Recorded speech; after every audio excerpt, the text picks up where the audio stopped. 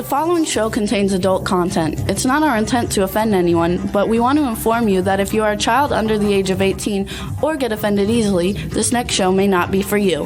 The content, opinions, and subject matter of these shows are solely the choice of your show hosts and their guests, and not those of the Entertainment Network or any affiliated stations. Any comments or inquiries should be directed to those show hosts. Thank you for listening.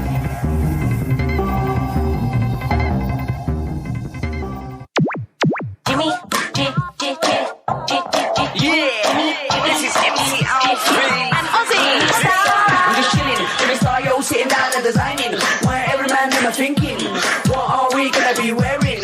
Yo, I'm a Liverpool MC, you can't test me, big up the girls inside the party, let's get down to crazy Jimmy, big up myself and known as Alfie, the one and only, the Turkish MC. Always love the clothes of Jimmy. Bitch, I'm your one I wanna be, Jimmy Star's new celebrity. We'll take you out to Jimmy Star's. Hey ho, what's up everybody? Welcome to the Jimmy Star Show with Ron Russell. Bringing you the good times in music, fashion, pop culture, and entertainment. We got a really fun show for you guys today. But before we get started, let's say hi to everybody, starting with my cool, outrageous man about town co-host, Mr. Ron Russell. I have nothing to say. Okay. Yes, I do. Say something fun. It's 116, 120. I mean, the days are just getting crazier and crazier. Palm Springs is just a fireball. You cannot go out. I mean, you go into an air-conditioned supermarket or something, and then you walk out and you just get hit with this heat as though you opened an oven door. It's brutal. I know. I grilled last night. We grilled chicken on the grill, and I was outside for 20 minutes, and it was like I had jumped in a swimming pool. I was soaked. I guess there is such a thing called global warming. Yes, sir. Oh, the dogs are sleeping. Okay, so what's up, everybody? We got a really fun show for you guys today. We have Claudia Wells coming on. You guys know her from Back to the Future. And then we also have Manny Cabo, which Ron and I actually met back in New York a couple of years ago at a concert event, and he was on The Voice. He got a four-chair turn on The Voice. So it should be a lot of fun. What's up? What does that mean, a four-chair turn? So The Voice is a reality TV singing show. No, I know that. And there's four judges, and they have their back to you. Oh. And then if they... Not interested. I hate that show. Oh, I love it. It's a great show. It's my favorite of all. No, it's a fix. No, The Voice isn't a fix. They're all a fix. Not the ones who get picked. It's not a fix. Who wins might be a fix. It's not like American Idol. It's very different. So it's a lot of fun. We know someone very important who didn't win because she didn't screw the guy that way. I know, but that was a different show. Totally different. I know all the different shows, honey, and I know which ones like work. The Voice is the best of all of them. Peanut? No, I don't. Don't advertise Peanut. Don't advertise Planners. They're not paying us. So what's up, chat room? We have Viral Victor in the chat room from the UK. What's up? Cindy Lady Lake, Julia from Russia's in the chat room. How you guys doing? I hope everybody's doing well, and hope the weather's nice wherever you are, because it's not nice here. I am very hungry. I didn't have lunch. I know. We never have lunch yet because it's 12 o'clock. But lately I get hungry. I know. Oh, well. So all is good. What are we going to talk about? I had a lot of... Oh. That's your phone. I don't answer anyway. He doesn't answer it anyway. We just don't want it to ring a million times. So what's everybody doing? How's everything going? What are you going to talk about? I mean, you usually talk about all these things at the beginning of the show. Let's talk about Barbie. I didn't see it. Me too, and I won't. Yeah, I'm not interested in Barbie. I heard it's politically incorrect. I heard that they make fun of men. They're making fun of everybody. So I'm not really interested in the other. But I do want everybody to go see Purgatorium. And you don't have to go anywhere. You can see it on television, you guys. It's on Tubi. It's called Purgatorium. It's a psychological thriller, and it's free on Tubi. So please check it out, because that would be great. We saw 80. What? 80 for Brady. A very good film. Why it didn't do well in the box office, I have no idea. But we enjoyed it. Great cast. Jane Fonda, Louis Tomlin, Rita Moreno, and Sally Field. All old women who go to a football game. It's a very fun film. It's a heart-loving film.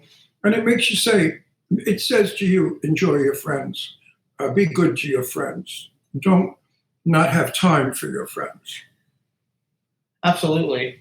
And by all means, return phone calls when your friends call. Yes. The other film that we saw that has Jane Fonda and Lily Tomlin was Moving On, and it's out. It's on. You can like rent it now on demand, and it was very funny with Malcolm McDowell. It's a very, very good movie. I knew Lily way back in 1960, maybe. My friend Bobby Denard was friends with her, and I believe it was Boston. Either Boston or the Village, Greenwich Village, New York, when I met Lily. Lily had the most gorgeous red-headed girlfriend at the time, sexy girl. I really don't remember what happened. So when I met her at the premiere, she remembered the names, but we couldn't, either one of us remember the time. Okay.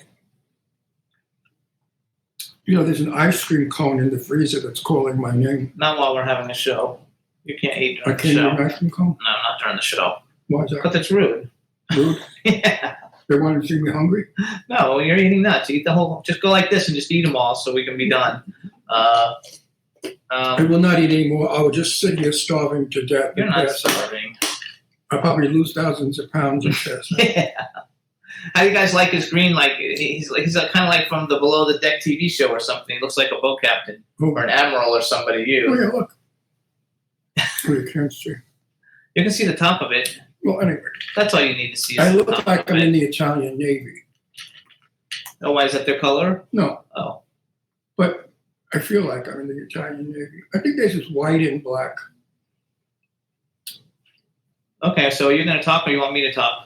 Because You always yell at me that I don't let you talk. I know, but like at the beginning, it's when you're supposed to tell people whatever you did or whatever you're interested in, What did or we whatever do? you saw. We didn't do a whole lot. Oh, we went to San Diego, to La Jolla, to the La Jolla Beach, which was absolutely beautiful. But I'm sad to say that San Diego has really turned to crap, as all of California cities have, LA, San Francisco. It's gotten really out of hand. The sewerage coming from these strange people living in cardboard boxes is disgusting. It's hot. You drive with the window open, you pass these little tents, and the stink is disgusting. How these people are not infected with diseases is beyond me. What scares me is that they infect us. Years ago, we Nothing's had happening to it. They're not doing we anything. had a Board of Health, and the Board of Health would never have allowed this because you cannot pee and caca in the street. Still shouldn't be. Anyway, we left San Diego, Ocean Beach, and went to La Jolla, which of course is wonderful. Why is that? Because La Jolla is filled with multi-millionaires.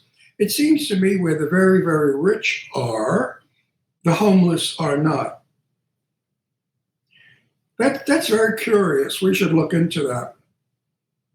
What kind of a government is in favor of rich and not everyone? So they talk about all of this equality crap. Where's the equality? These bums have the right to do what they want, and we can't say a word about it.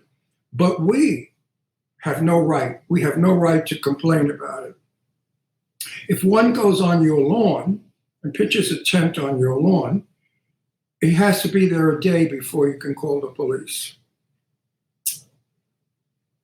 So America has changed, believe me. In the meantime, go to a more entertainment-y type of thing since we're an entertainment show. No, I like to do a little politics, so they say we're not stupid. And how stupid can you be? Yes, absolutely. All right, so we want to thank everybody for tuning in every week. Last week's show is doing really well. Lots of people are tuning in. I'm glad you guys enjoyed it. We had a good time with everybody. Well, tell them about the show. It was the That's a Wrap cast and crew for the horror movie That's a Wrap. And it was the director, the writers, and a bunch of the stars of the film. It's coming out on, I forgot, August 25th or something. And it's actually premiering at UK Fright Fest in the UK on that date. And then it'll be available for everybody. But I think that it's still going strong. And I think we're already at like a little over 2 million plays. Really? Or so. And so it should be going good. I love to eat peanuts, but they get caught in your teeth. Yes. I mean, really. Anyway, I got to get my energy level up because I'm really low energy.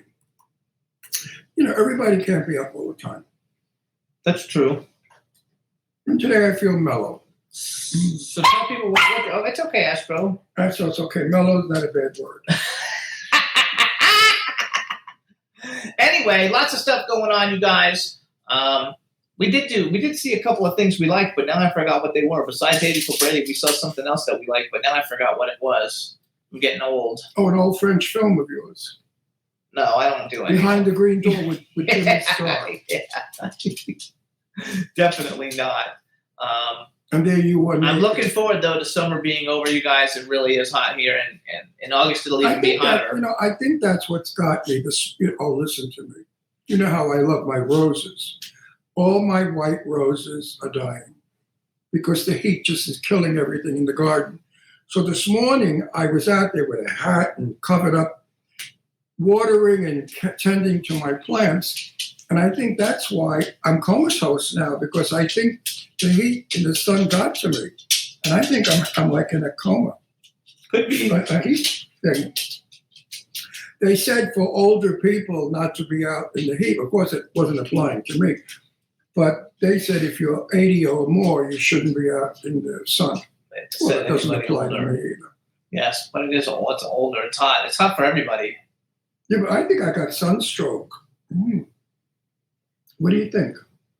I don't know. You might. How would I know, honey? Only you know how you feel. Functioning. I'm usually quick and witty. That's okay. That's okay, because we got to get this bouncy. All right, you guys. So first of all, I want to thank everybody for last week. You can listen to the show on SoundCloud, iHeartRadio, Apple Podcasts, iTunes, Spotify, Amazon Music, YouTube, Google Podcasts, Radio Public, TuneIn, Pandora, and Amazon Prime. So we want to thank everybody for tuning in and listening every week. We've got some big shows. I'm working on trying to get some legendary stars of the past, and hopefully that'll work out. And in the upcoming weeks, we also have the biggest stunt plane person in the history of Hollywood coming on, and we have the first gay.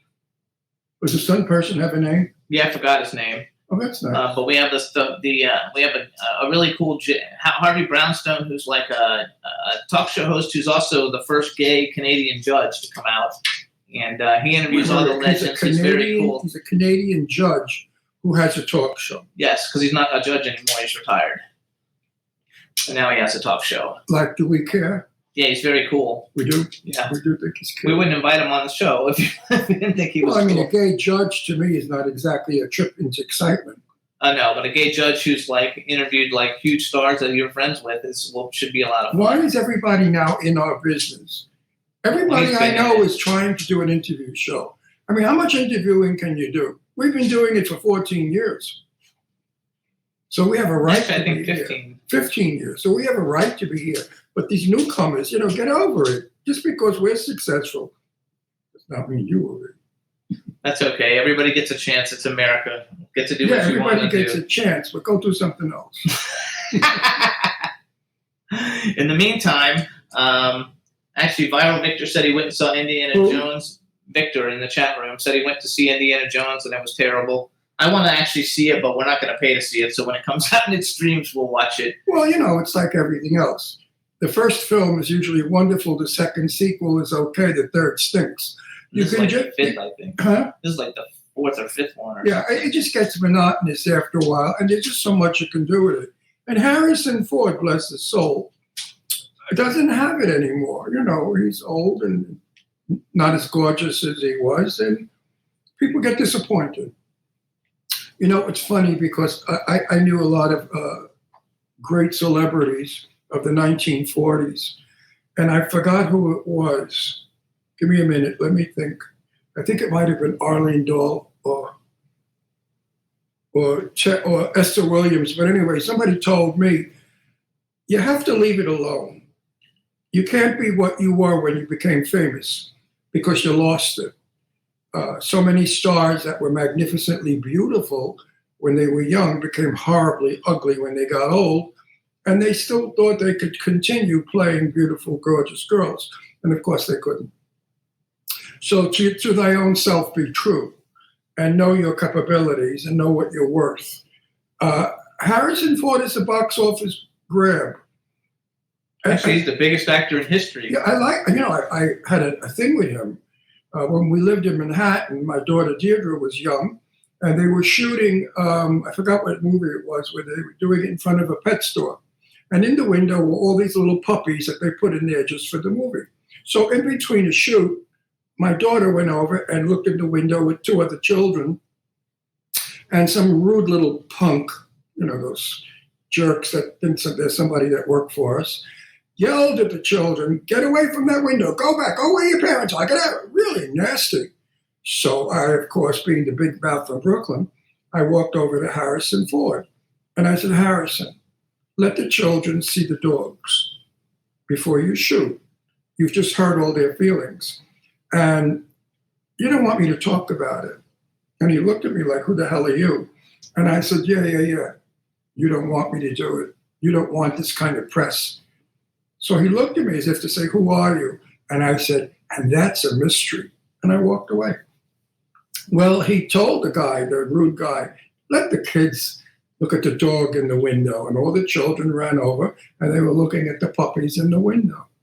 So Harrison is a nice guy. I liked him because we chatted a little bit about it. And he was very in agreement with me. And he thought it was not necessary.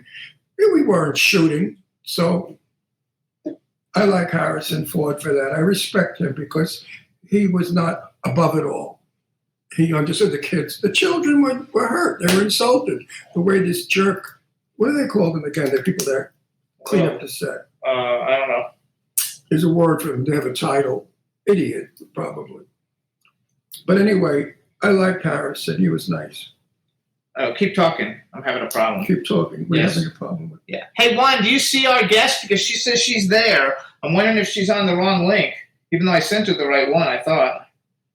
Again, another. Let's see. Oh, welcome. There she is. Okay, she's there. There Perfect. she is. All right, Let's go everybody. see her. There we go. Now, everybody, we see Claudia Wells, and now we're going to bring her in, make sure we can hear her. Wait, now I can't see you. Hold on. We cannot see you. Wait, turn your camera on. It is on. Well, come back. Start. Come back from the future. I'll just start over. Okay. Did you hear what I said? Come back from the future. Oh. You took your role. Hey, Juan, do you see anything that we can do to get us because we can't see her? You took your role too seriously. Oh, they're coming back. Let's see. Yeah, Yay! right here. Can you see me? Yes, can you see us? Well, you don't have to see us. You can't see us? You look Now I'm gorgeous. on again. You guys can't seem to hear me. No, I can hear. We You can know see what? you and hear you. If you can't Can you see me? Can you hear me? Yes. Can I describe myself? I'm 6 foot Because two. I'm backstage. No, you're not backstage It anymore. says Now I'm you're backstage, and the host may add you to the broadcast at any time. Be ready. Hey, Juan, take her out and bring her back because I don't think she The can app hear is us. saying the app says you are backstage. Only the host may add time. Be ready. Hang on. Hey, Juan, take her out and bring her back and see if there's something up. I've been here since like 10 after 12. By the way, Can you hear you? Can you hear us now? I can't hear you. It's very fuzzy. I don't know why. That's weird. That's weird. Juan, you got any suggestions? But It sounds like you guys are in a tunnel. Claudia, can I describe myself since you can't Okay. see? Oh, you see me? Okay, good. I'm Can you hear I us don't now? see me anymore. Or I'm you. I'm 6 foot two, built like an Adonis. I'm told I'm just a Rock Hudson double, and I'm 28 years old. Oh, hang on. Do you have any headphones you can plug into your phone? Dude.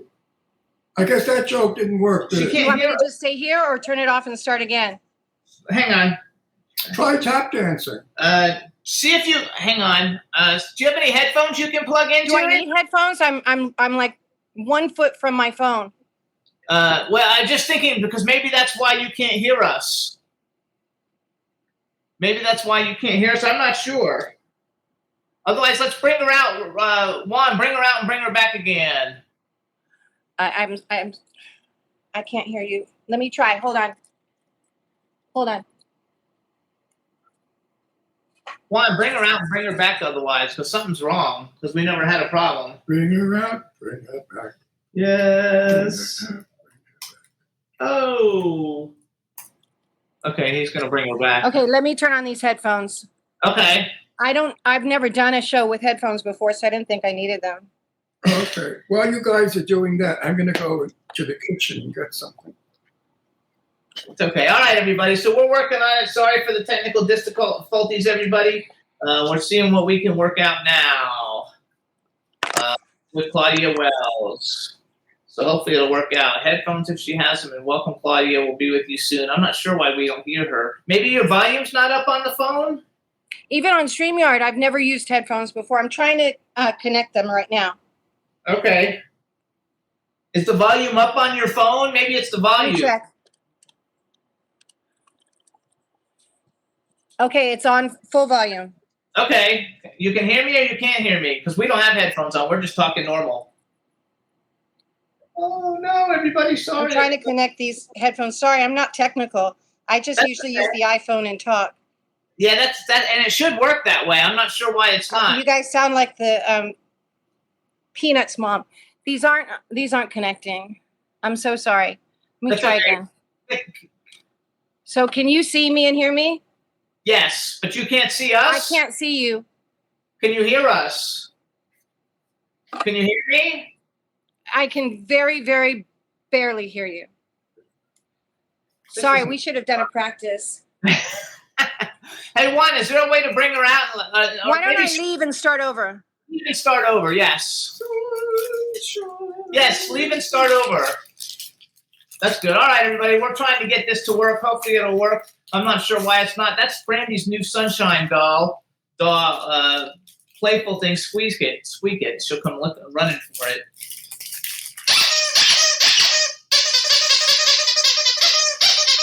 Go get it. Woo! There she goes. That's And my little boy. Here's Astro, you guys. Astro, who's like the love of our lives. Yes, indeed. Actually, Brandy's the love of our lives too, but Astro's the real love of our lives. When is he? So what's up, chat room? Hang on, we're trying to get this worked indeed. out. Oh, yes, indeed. Now. We haven't had this problem before, so it's a new one. Okay, let's play cards Let's see. Hang on. while we wait. I'm gonna love you like nobody's loved you. Come rain or come shine. Yes, Astro, that's you, my sweet love. In the meantime, I love to make out with my dog. you do all the time. You mix out with the dog all the time, you guys. Look how he kisses. Oh, Jimmy, shit, why hang don't on. you lick me like that and kiss me like that? I do. I mean, Can't you play? well, I don't lick you, but Be like play doggy. I could say I can make jokes about No. that. I won't. Anyway, what are we doing here? we're waiting to see if she's going to come back in again. I So can talk see you. about it. I can hear you. You can see us? Yeah. Now I'm going to open with a compliment. You look like Elizabeth Taylor. Have people told you that? Do you know what? My Akuswa Busia, my best friend when I was younger, used to call her my mother.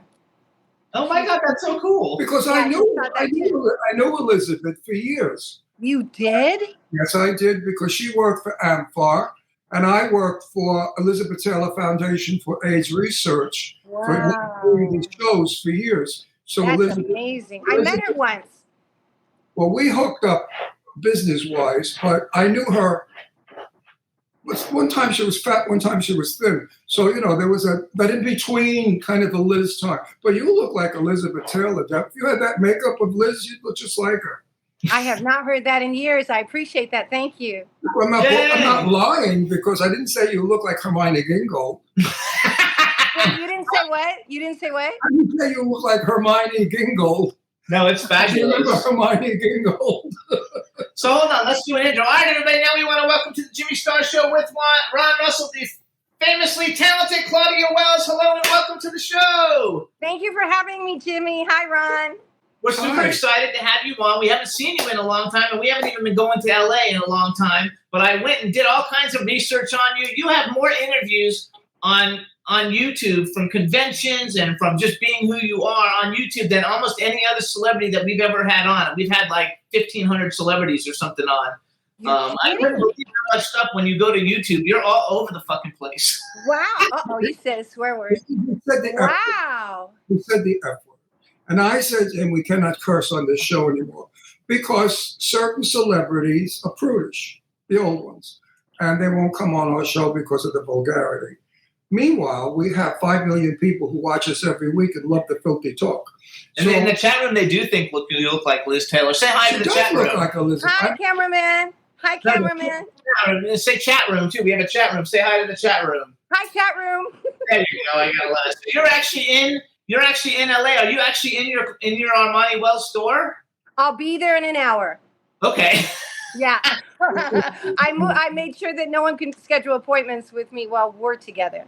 Oh, perfect. Thank you. So let's hear about the private joke. Okay, so Armani Wells, you guys, is her clothing store. She sells a high end, kind of like Cece did. Okay, she has a high end. Is it? I don't know if it's consignment. You tell us what it is, and that way I don't mix it up. So when I was 25, I opened it at the same location where I'm at now. It's Armani Wells. It's super high-end men's clothing only, no women's clothing. And it's everything from casual to formal, head to toe, including accessories, only designers. So Armani, Versace, Canali, Zegna, Prada, Gucci, Tom Ford, Brunello Cucinelli, Loro Piana. And I sell things for about 20% of retail.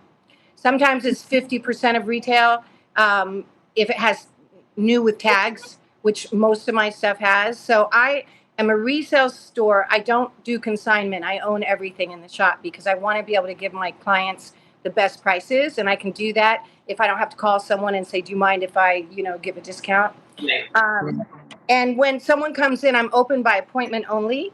So I style the men head to toe. Literally, I say, walk in with your wallet. I'll do all of the rest. I bring them to the tailor. I oversee the entire thing, and every item in the store I've personally chosen and purchased. And I love it. So I used to be a clothing designer, and I used to have stores in Florida, and I made all one-of-a-kind clothes. So I'm very familiar with the clothing industry itself. And you guys, the website is ArmaniWells.com, and she has tons of celebrities. And I saw a video of you working with someone who's a very dear friend of ours, Sean Kanan. Oh, Sean, yes. I love Sean. Came to our house for years. I've been, I buy and sell with him. I just saw him at a Comic-Con recently. Yeah, he's a very good friend. He and his wife, Michelle. Oh, she's phenomenal and stunning. We had a dinner party at our house, and I had about 20 people, and I was cooking all Italian food for them, and I got sort of backed up. And Sean jumped up and started making the salad, and Michelle got in there, where she's Italian, and was helping me. And in 10 minutes, we had the meal on the table. That's the kind of people they are. Sean and Michelle are not show-off snobs. They are. I agree with you. They're real friends, and we love them. Yeah, no, he's a great guy. In fact, Sean is going to be in a movie with me that Michelle is going to direct. 2. Really? Yeah. 2 movies that Michelle's going to direct. 2 movies, yeah. So Sean I'm still acting, by the way, hint, hint. No, but Sean plays my son in one of the films. Perfect. Actually, because I actually saw you've done a little bit of stuff recently, and I wasn't positive, but you guys, if you go to ClaudiaWells.com and you're interested in booking her, she has a thing. I saw it on there yesterday when I was on her website looking at everything. And because I'm a producer, I have 9 films in production that I'm working on right now, and so it's good to know that because everybody loves you, and you go to conventions almost every weekend. It seems like you're always all over the world. Well, I am all over the world. It's not every weekend, but it's been quite a lot. I'll be in Wales at the Comic-Con, the Monopoly Events Comic-Con, August 12th and 13th. And I've been all over. I was in Europe, I think, 6 times in a matter of 4 months. Lucky yeah, you. It was nuts. I love it, but the good thing about my store being open by appointment only, and by the way, you do it through the ArmaniWells.com. That's the only way to schedule to come into my store.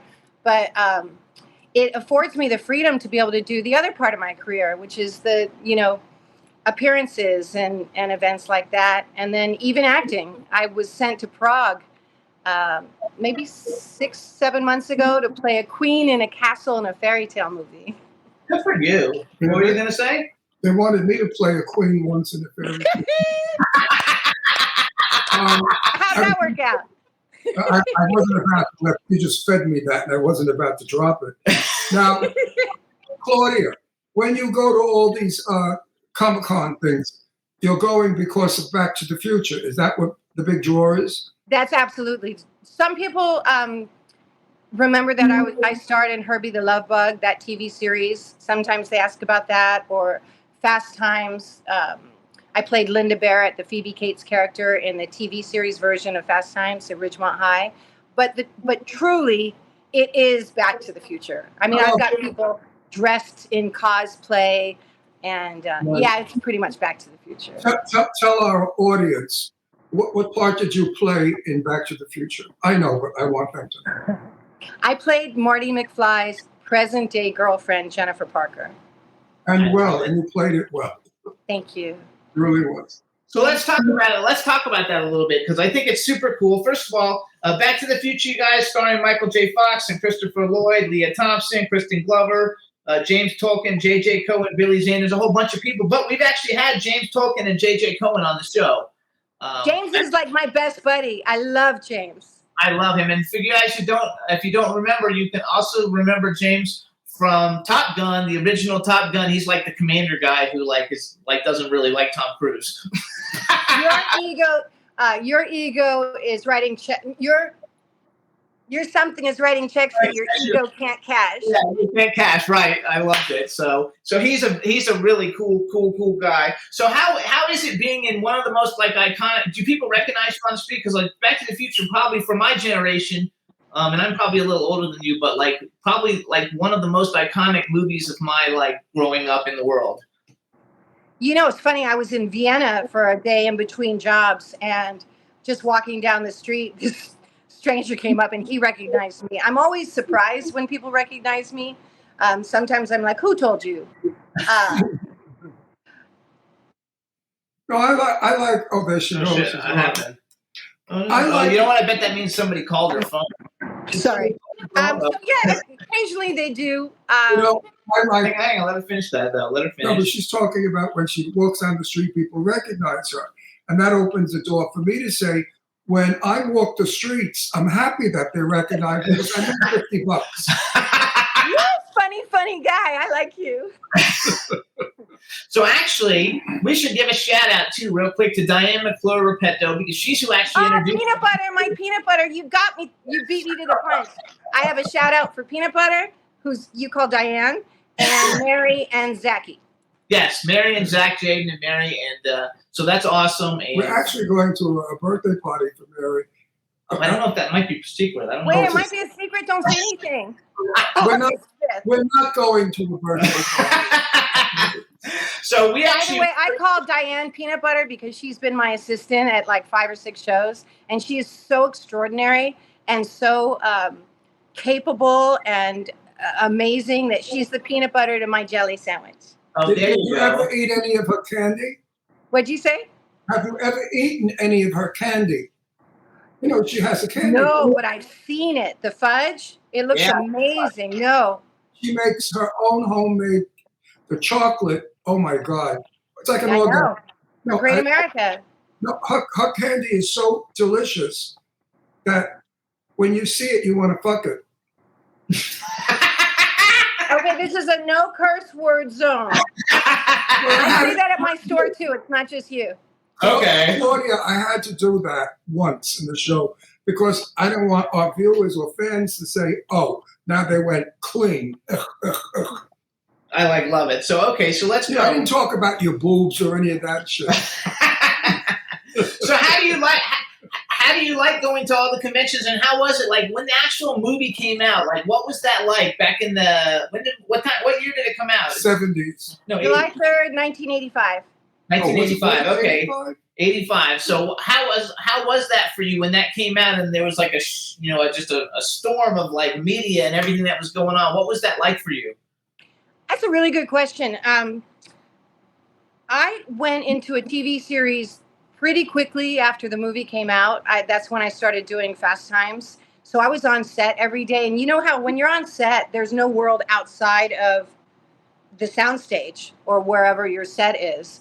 So all I really paid attention to about it was my mom mentioned that it was at the Avco for 9 months. And at that time, movies don't stay for 9 months, maybe a few months. And I've been acting for so long and starring in TV series and episodics and movies of the week and school break specials. And I guess a lot of people don't realize that I did more than, Back to the Future. So I didn't really pay heed to the fame of it. It didn't quite hit my consciousness until maybe 15 years ago when all the appearances started happening and the conventions. And now Back to the Future seems to grow every year exponentially. I mean, they just did a huge event in New York last night honoring Bob Gale and Michael J. Fox and Team Fox, and showed the Back to the Future, the musical. I had to decline because I had other stuff I have to do, but that's going to explode even more because now it's on Broadway. Yeah. It's just amazing. Well, it was a good script with a good idea because it's something that people are interested in. What is it going to be like in the future? Are we going to have two heads or what? But I just want to tell you something. I'm 83 years old, all right? And I want you to enjoy everything you're having now. Everything you're having now, enjoy. Because when you become 83 years old with white hair, you no longer look like you look now, so people will never recognize you. So I'm in the business since 1959, okay? Wow. I'm 83. No one recognizes me. Unless sometimes if I speak, they say, I think I've seen you in something. I said, yeah, I have black hair. And I was young. And I look like Tony Curtis. Now I don't any longer. I can see that. No, I can totally see that. Not any longer. No, when I was younger, yes. So I kind of tell everybody in the business, enjoy the intrusion of people.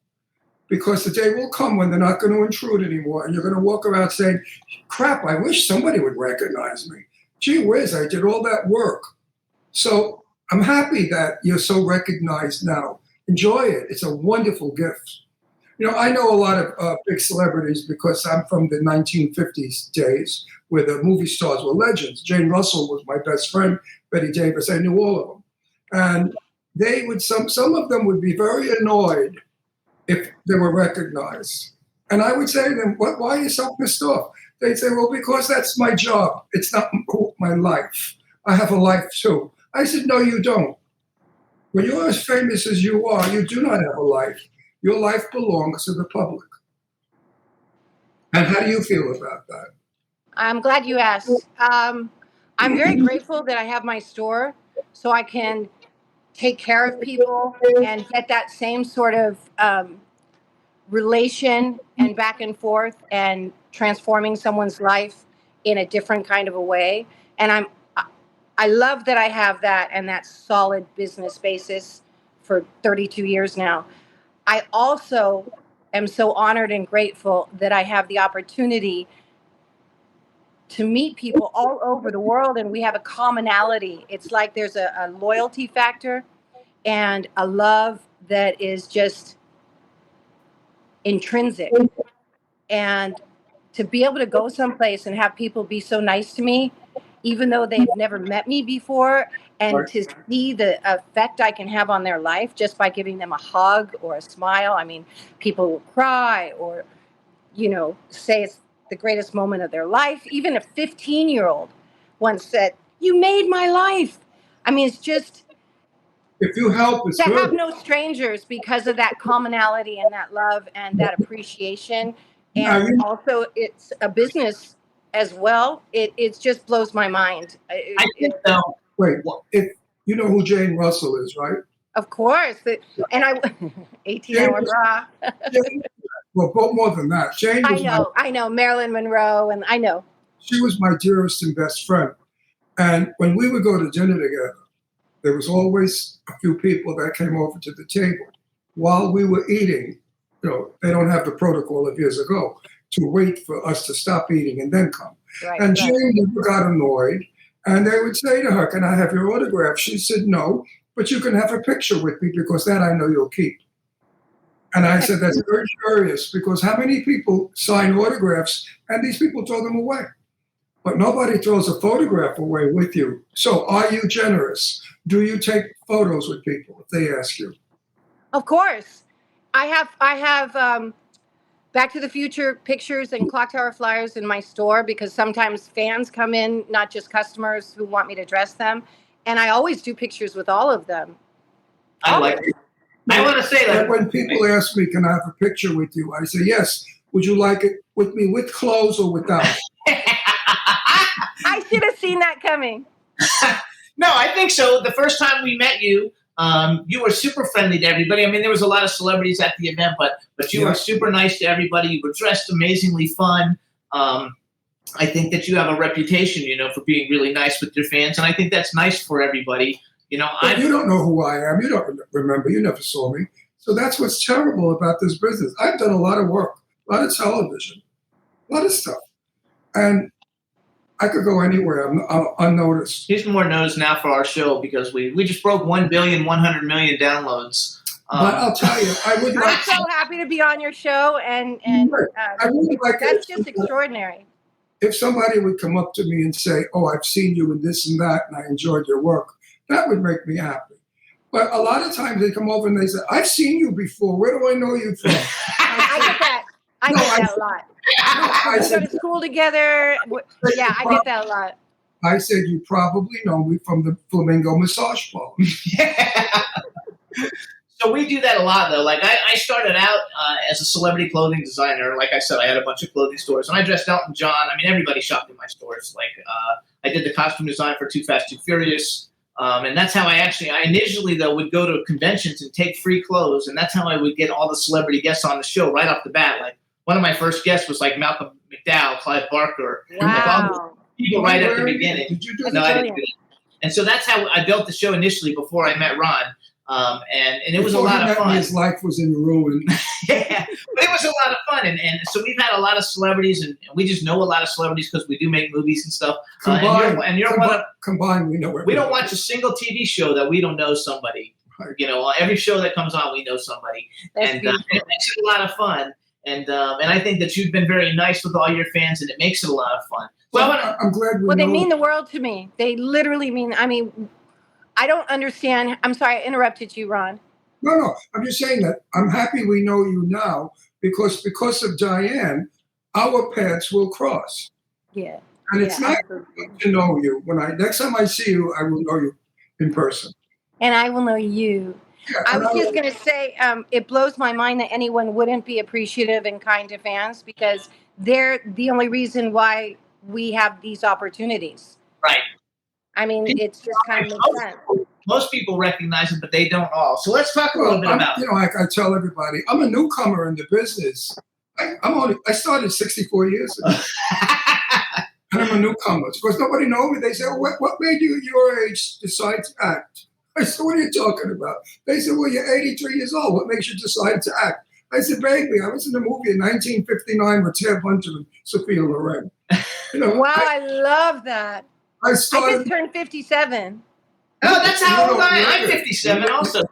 You look a lot of work done now. And I will let me clarify this for the entire world because online it's always like she shouldn't have fixed her face. She shouldn't have had so much work. I have not had any surgery on my face other than my chin after a car crash. Oh, that's it. I know. I love it. So people say, how many lifts have you had? Well, how much work have you had? And I said, absolutely not. I said, if you think my face looks young, you should see my other parts. Oh, silly. So let's talk a little bit about Fast Times real quick because I didn't watch it when it was going on, but I've seen it. I saw it later. But Courtney Thorne-Smith, Patrick Dempsey, Ray Walston, Fred Willard, Martin Mull, Jason Hervey. What a great, phenomenal cast. And I was a huge Melrose Place fan, so Courtney Thorne-Smith eventually was on Melrose Place. Was she kind of cool, and do you still know her? I don't still know her, and she is very cool. I think that show started a bunch of people off to stardom, like Patrick Dempsey, Courtney Thorne-Smith, Wally Ward, who became Wallace Langham on CSI, I think. Very cool girl. She and I read together at the network. And I actually did a cold reading because my agent found me at a restaurant and said, you have to go to the network for Fast Times. And I said, I thought we weren't going to do that. And she said, well, I thought I was negotiating for a 1 hour show, but it was a 30-minute show. Get there. This is the deal. And I was like, all right. So I went there and did a cold reading with Courtney and another girl. And then when I was in the elevator, the network lady said, don't tell your agent I told you this, and I'm not supposed to do this, but you got the part. Yay! I've had that sometimes. I love that. I was shocked. You know, I've had that said to me. I said, I guess I screwed up on that one, huh? And they said, So this, I'm going to ask. don't worry about I'm it. going to ask you a question that probably nobody ever asks. Oh, good. According to your IMDb, you did 2 episodes of Family. When I was growing up, Christy McNichol was my idol. Like, I had pictures of her, and now she's a lesbian and I'm gay. How do you figure that out? But I had pictures of her in my You're locker at gay? school. You're I had homosexual? wait, my let me God. finish. No, I can't. I want to know what I it's don't like. sit next to Yeah, right. homosexual. We're married. So how was Christy? How was it working? Because she was a big star when Family came out. She was a huge star. So that was Seda Thompson, James Broderick, who's Matthew is his son, Quinn Cummins, and Christy. And I have always admired Christy McNichol's acting. I mean, I just think it's amazing. And I still lived in San Francisco. I was 11 when I got that part. And at the dining room table where they had us do our 3 hours of school, I just sat there and stared at her. It was really, that was my step into acting. Oh my God! So at 11. when I was young, I had in 7th and 8th grade, there was this girl, Shannon Reynolds, and she was just like Christy McNichol, and I should have figured out because now she's a basketball coach. But I was like in love with her, and like I would like just die You for were her. in fantasy. No, I didn't know I was gay then. I hadn't figured it all out. Always know. Everybody knows they're gay. But I loved They're Christy gay. McNichol. Christy McNichol was I meant hate for when me. these gay guys said I was 30 years old and realized I was gay. No, I mean, what are you bullshitting? I'm talking about I'm 11 or something. I'm 11 years old. We are born gay. I have no clue as to what straight people. I've never been straight. I have no idea what it's like to be straight. Not a clue. Just like you have no idea what it's like to be a lesbian. It's the same thing. So, I mean, Actually, interesting that about Family, because when my mom and I moved to LA, Quinn Cummins from Family was the only person that we knew in the entire city when we moved here to be so I could be an actress.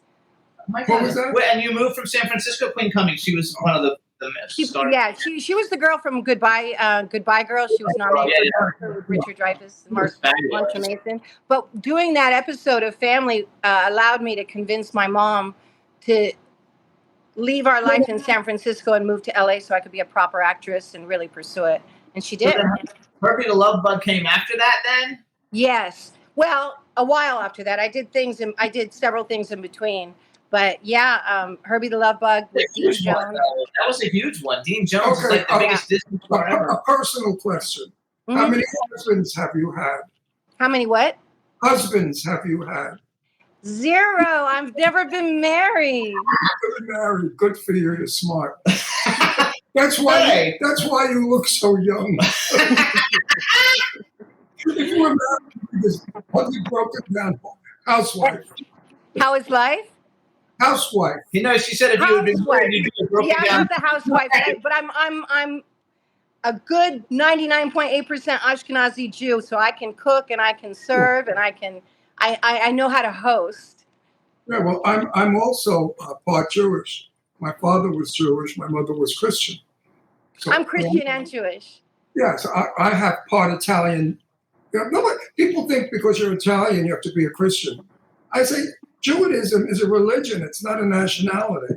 Anybody can be Jewish, just like you could be Christian. That boils me over with, you're Jewish, you're Italian. Do you get that? Sammy Davis Jr. was Jewish. Yeah, Yes. so was Elizabeth Taylor. Converted. Yeah, no, I don't get that. I'm a founding member of my church, and God and Jesus is my entire life. And I also love the fact that I'm so fully Jewish, because I think a lot of my strength just comes from, I'm a German Jew, so I think it comes just from in my cells and DNA of the strength of what Jews had to go through and survive. Which we don't talk about.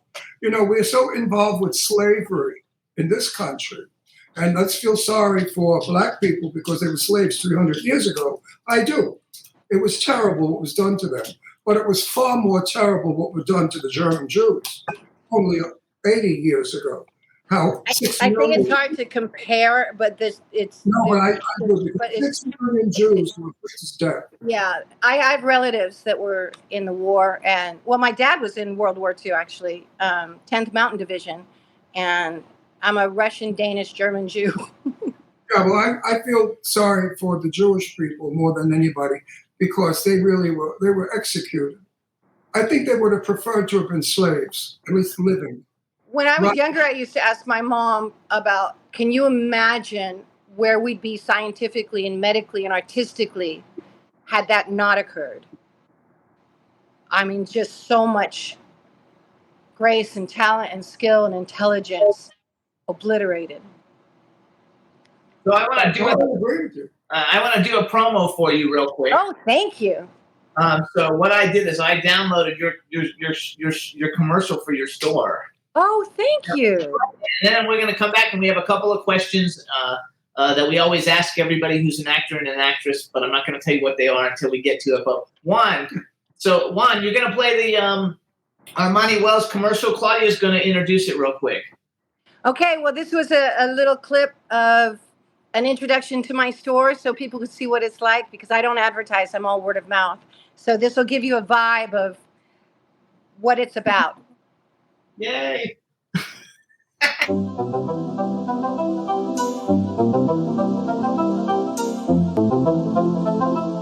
I believe men deserve a place of their own, a place they can come in, be respected, happy, and have the opportunity to be gorgeous.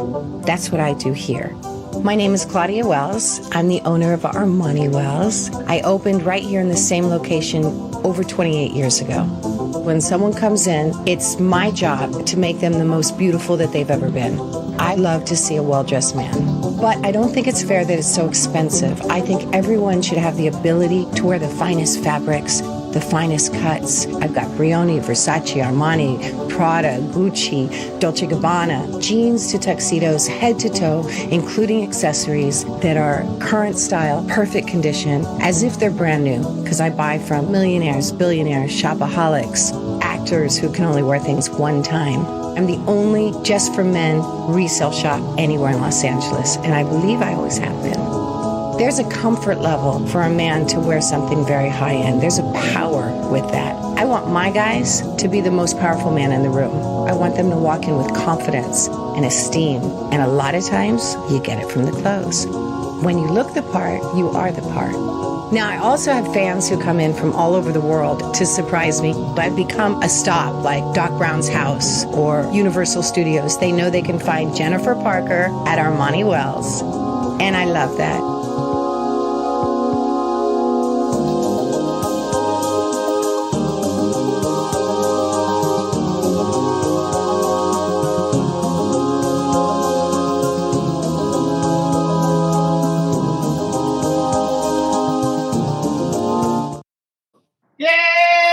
Terrific commercial. Now, thank you.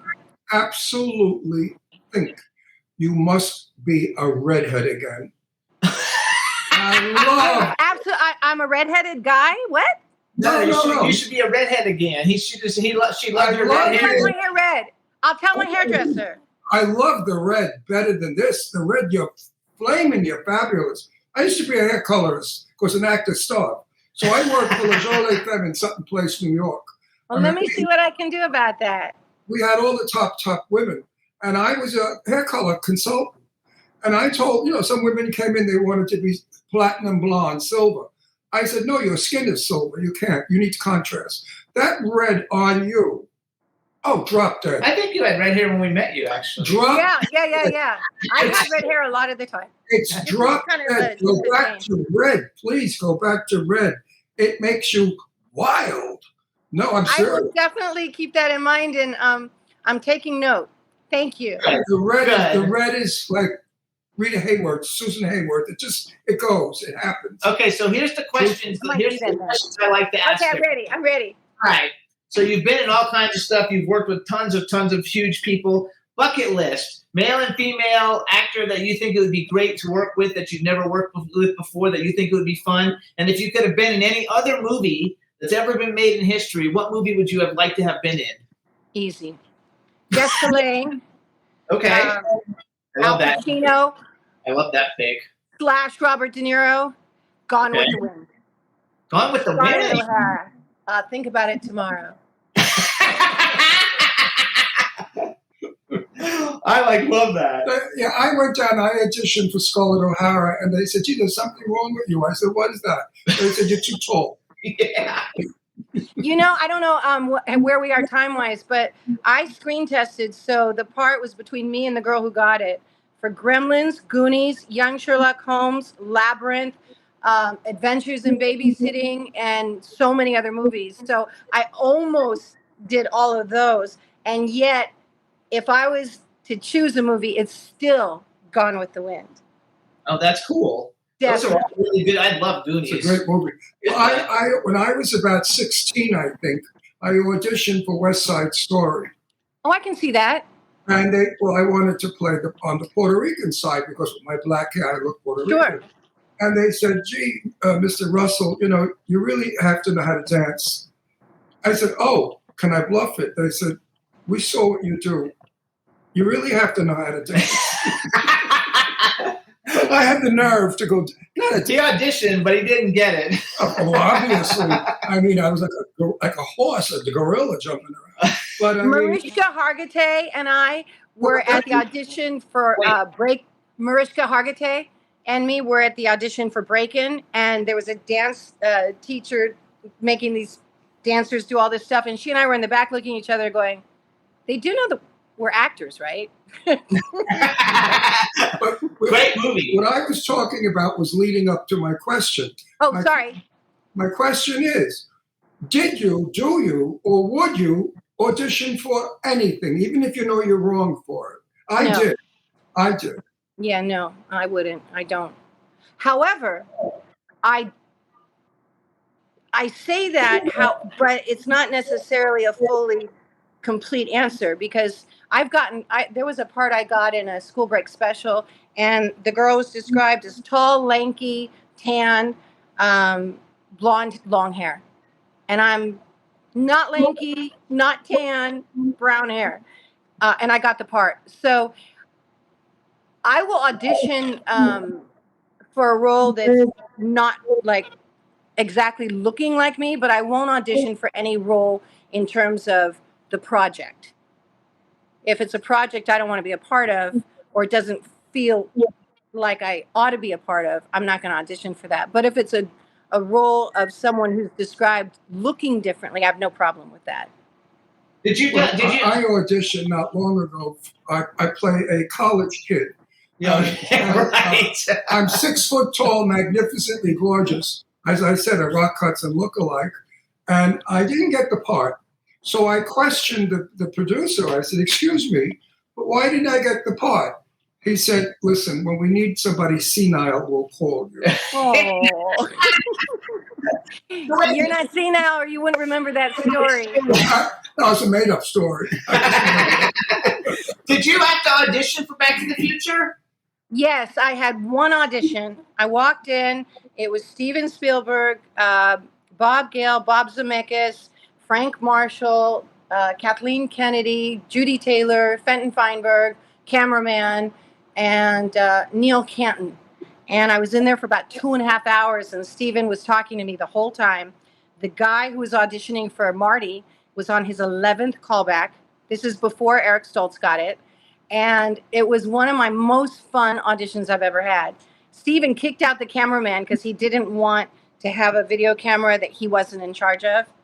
And the audition scene was the scene that Marty and Lorraine in the backseat of the car where she's smoking and drinking at the dance, the Enchantment Under the Sea dance.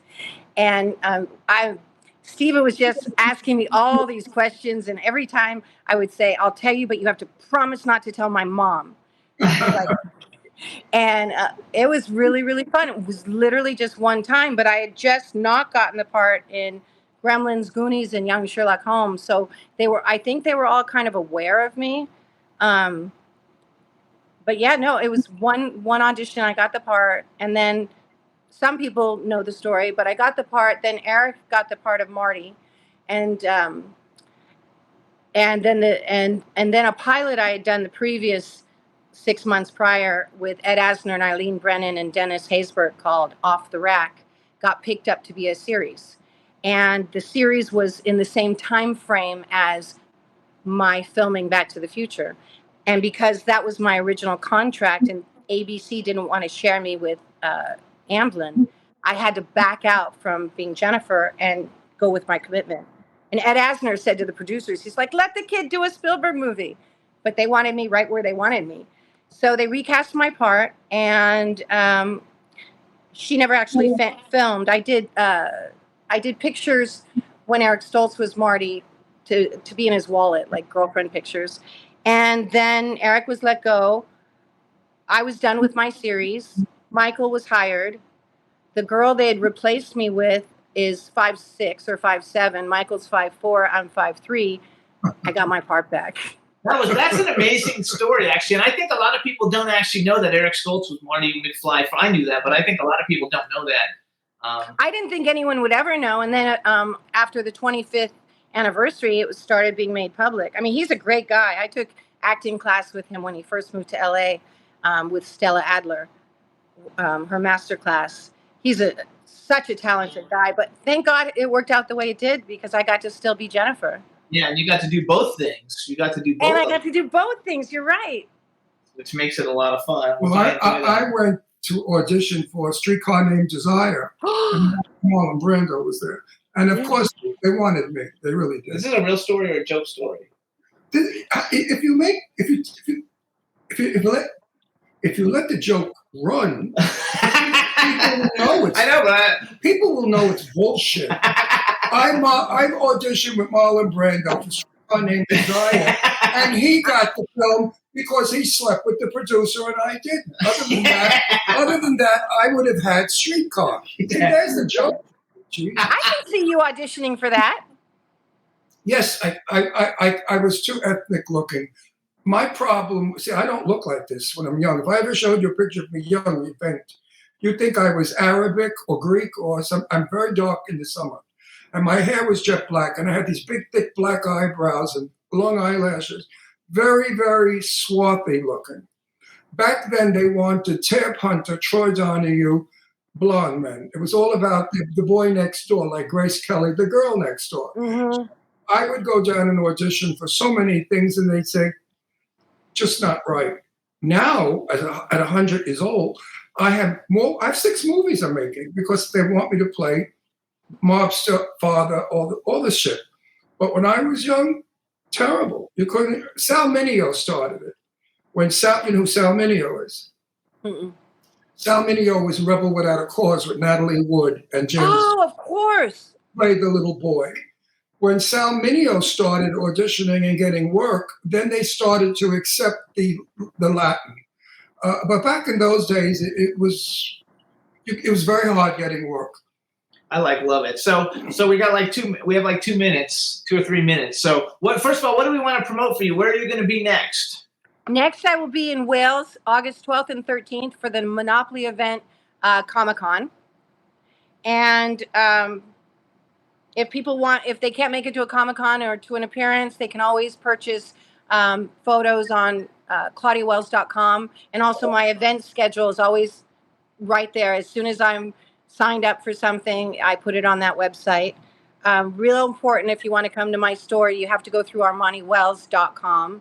And my media sites online are The Claudia Wells on Twitter, Facebook, and Instagram. And I'm on YouTube. My channel's called Claudia Wells. And I'm a TikToker now, and that's Claudia Wells Official. But mostly, I just want to say I'm grateful and appreciative and honored that people are so loving and kind and interested in the old me. And I just do the best I can every day. And we're so happy you came on the show. it makes all of the slings and arrows that we have to put up with in our business. You know, it's a tough business. The rejection, the looking at you like you're a piece of meat. You know, you're too short, you're too tall, you're too fat, you're too blonde. That's right. You're not right. It's constant rejection, constantly telling you that you're not good enough. You're right. And we have a strength that goes beyond the norm because we say, fuck you, and we keep going forward. I said, cursed again. That's okay. And we keep going. We don't stop. You're exactly correct. You just described it very well. I'm 83 years old, and I'm still out there slugging. I'm not, but I'm still, my dream is still to continue acting. I just have chosen to pray that it comes to me when it's supposed to. And well, you gotta push fate a little bit. You gotta push fate. Yeah, but everybody, you have to push fate, and everybody knows you because you're like everybody actually knows you. When you say Claudia Wells, people actually know you. Sometimes you have people on it, and you have to say, you know, their name, and then you have to say, you know, they were in this, and this. But like Ron Russell, and then he was in this. Yeah, but with you, Claudia, when you say Claudia Wells, people automatically know. And you're still valuable. You look great. You speak well. You got your marbles. You're not a drugged up idiot. And you really do well. And I think that you could work again well. I would love to. I'd like to work with you. I think we'd have a good time. We'll put her in something. Okay. We had fun on the set anyway. Absolutely. I think I'd be a better actress now because of all the life experience I've had. I wouldn't have to make it up. I could just like draw on reality. And also, you're at the age now where perfection is in the drama that you know inside of you. Right. When you're young, there's no drama in you. It's all erection time, you know, excitement, erection, jump, go, get. But when we get to be 50, we suddenly have a value that comes about us that we don't have as youngsters. I guess it's called maturity. Yeah. And you are a lovely woman. Thank you. I'd like to see you in film. I think you're probably a damn good actress, too. Thank you. So I think you should get Jimmy. I would like to work with her. So we'll see what we can do. I have her phone number. We're friends. We're friends. She could play my older sister. Oh, yeah. All right, Claudia. So good girlfriend. Thank you so much. You guys follow the Claudia Wells in social media. Thanks so much for coming on. Thank you both. Thanks. You are absolutely a delight. A total delight. Thank you. Bye-bye. I just love you guys. Thanks. Bye-bye. Bye-bye. That was She Claudia is the Wells. nicest woman. The nicest. I can't say girl anymore because people get upset. But she's the nicest woman. So woman makes you sound older. I like girl better. She's such a nice girl. So you guys, we're going to take a quick music break, and then we're going to bring on our next guest, and we're going to play a song by our next guest. The name of the song is Used to Be Hers. It's a super great song. We're going to play it, and then in a couple of minutes, we'll be back with Manny Cabo. So here it is. Take it away, Juan.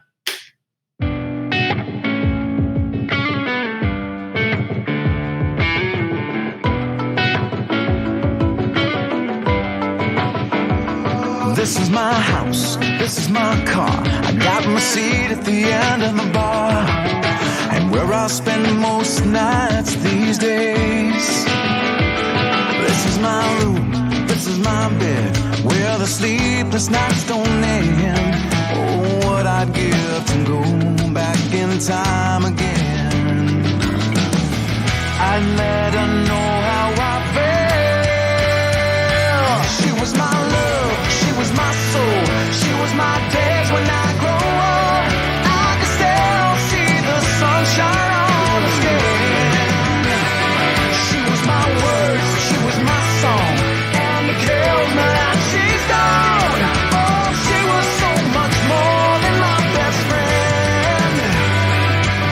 She knew my life so well, 'cause it used to be hers. Yeah. It used to be hers. Used to be hers. This is my shirt, these are her tears that she cried for so many years. And now it's me who sheds them every day. Now this is my pain, and this is your song. I'm gonna sing it all night long. Oh, to the beat of my broken heart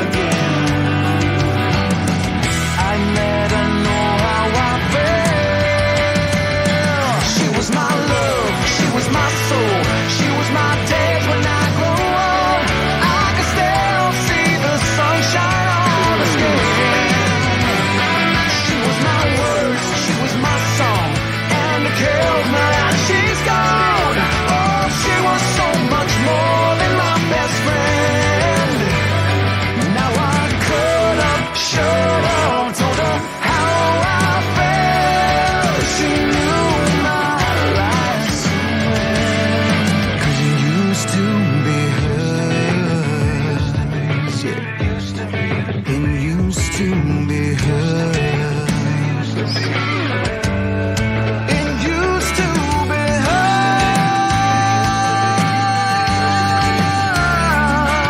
It used to be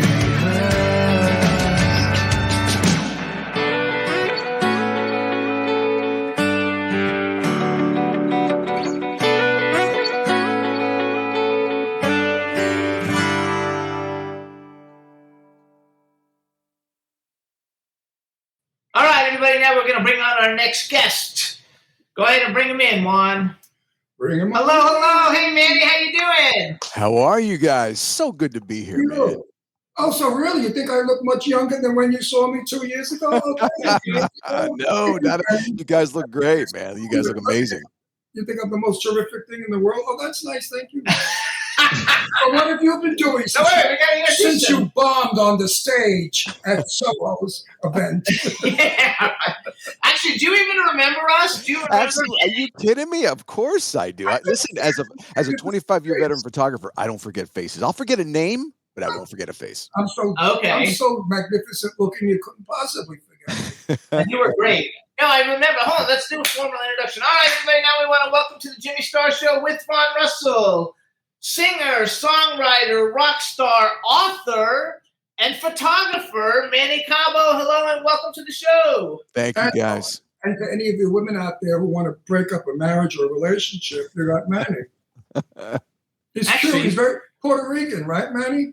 Yeah, I was born here. I'm an American craft cheese, but I was my mom's Puerto Rican and my dad's Uruguayan. So yeah, I'm Hispanic. I thought we spoke and you said you were Puerto Rican. Yeah, right? I am half Puerto Rican, half Uruguayan, but I was born here. Half Puerto Rican, half Uruguayan. Yeah, well, Puerto Rican happened to be my favorite Hispanic people. Puerto Rican. I love Puerto Rican. So wait, you live in New Jersey too, right? I do. There's nobody more fun than a Puerto Rican. Oh my God. I agree. When I was growing up, back in the 50s, Puerto Ricans were not too accepted in this country, by the way. They didn't like them.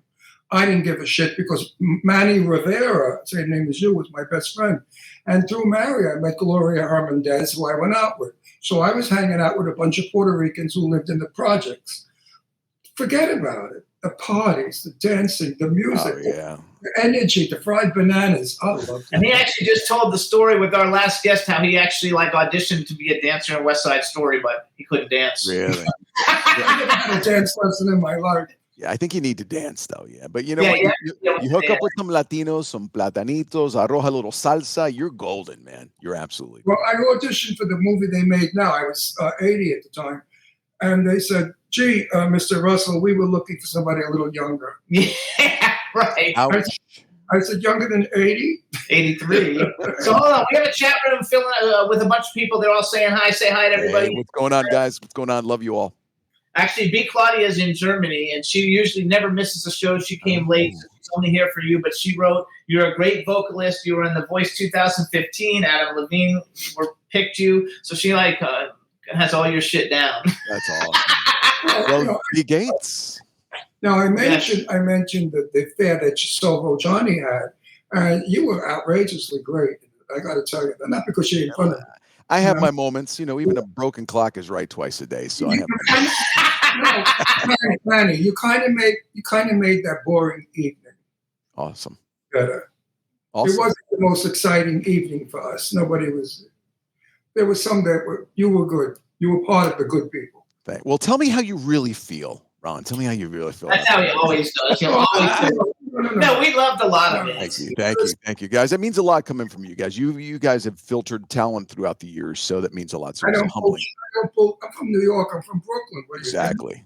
Listen, we don't BS on this. We don't blow smoke up anybody's ass. So, real quick, you guys can follow Manny on Instagram. He's at the Manny Cabo. His website is mannycabo.com. I didn't actually know you did a whole bunch of these other things, and I probably should have. Because I remember, like, when we met you, it was a terrible time. Yeah, it was. You were going through a terrible time. I don't exactly remember what. There was either a flood or a fire or something. Right. I almost didn't make it to that show that you guys hosted with Soho Johnny. I'm glad you did, because you sort of saved it. Yeah, I was there in borrowed clothing. You know, I lost everything in Hurricane. I had like 25 years of my livelihood. And, you know, Drumageddon's like, Manny, listen, if you can't make it, I get it. I'm like, listen, I never cancel a show. I've performed with stomach viruses, bronchitis. I've turned around, hurled, and got back on stage. So I'm not missing this. That was my only sense of normalcy in that entire 2-week period. So I'm grateful for that show. I remember that and how you've rebounded and how things seem like they're going really good. Because you're a true showman. You know, when you commit yourself to the public, I don't give a shit.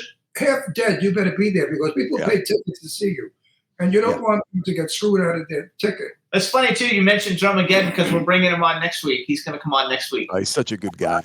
Yeah, I attribute that show to him. But, yeah, it's true. You know, there's a level of expectancy as an entertainer that you have to deliver. This is what we do. And if you don't, well, then you should be in this industry. So one thing...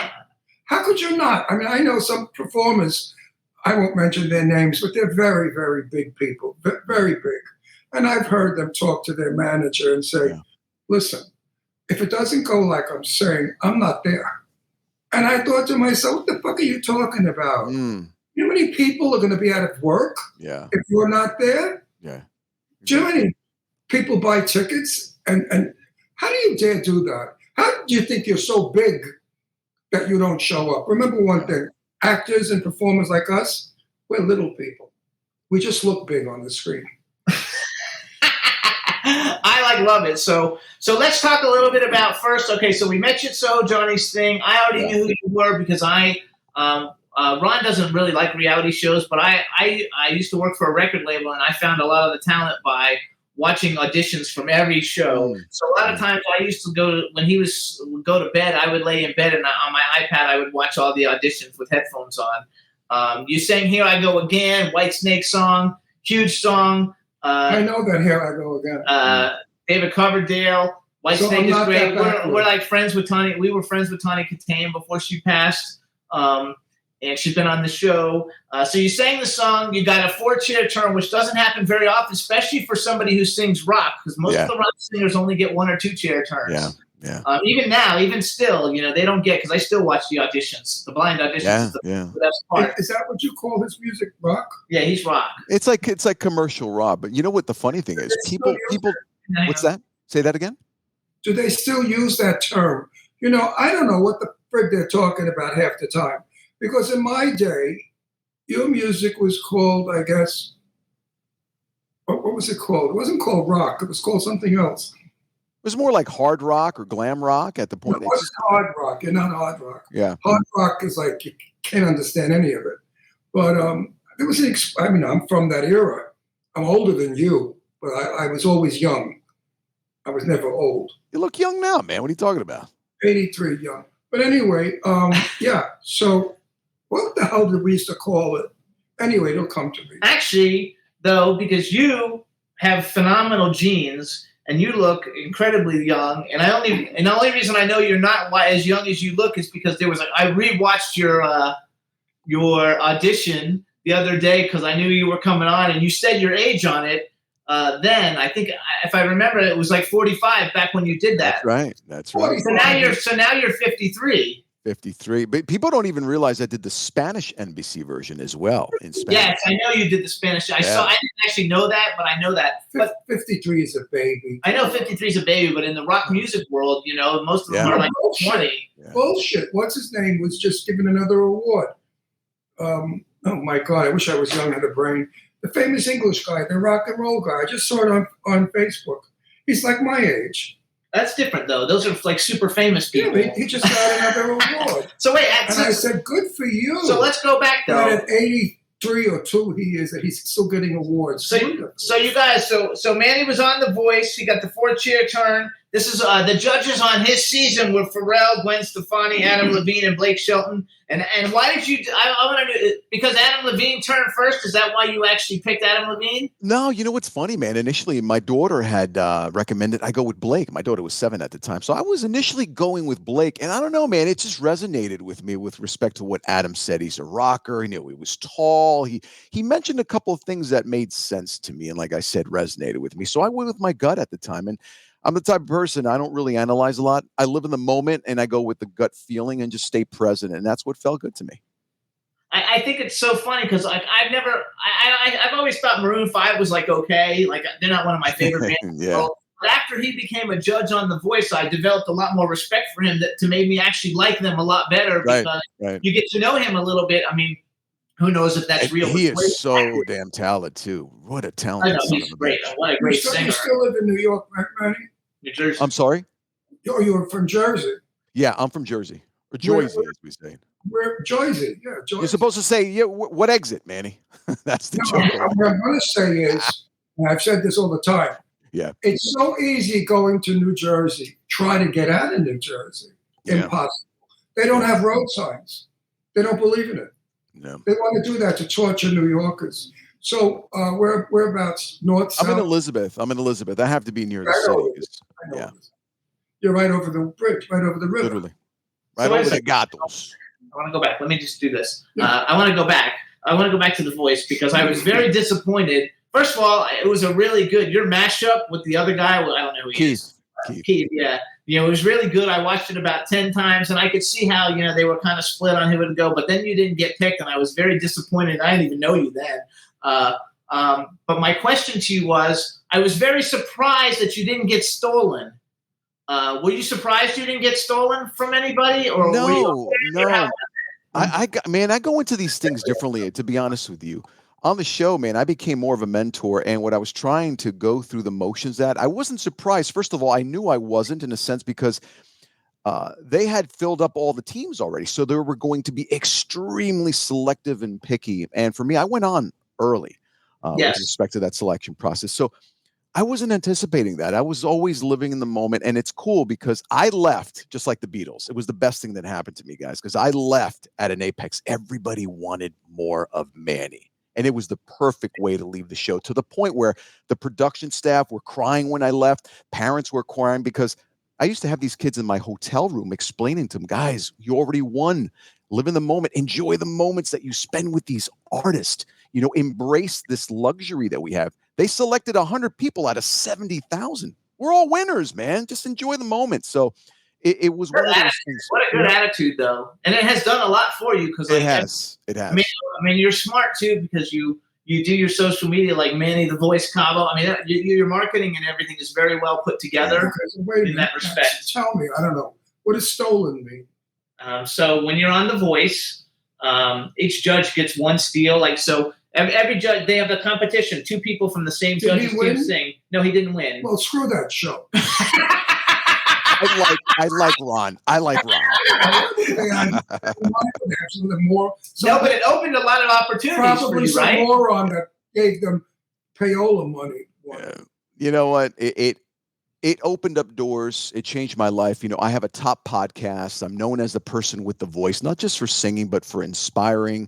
I've won a lot of sexy voice contests. I mean, it's my brand. That's why, I take these interviews seriously. But above all, it's all about educating my audience. I'm all about the musician because I can't stand when musicians quit on their dreams. I hate to see artists give up. So I've made it a point, and I've committed to establish myself as a brand of inspiration and a source of inspiration for my ecosystem of artists, man. So it changed my life, but it also gave me purpose, Jimmy and Ron.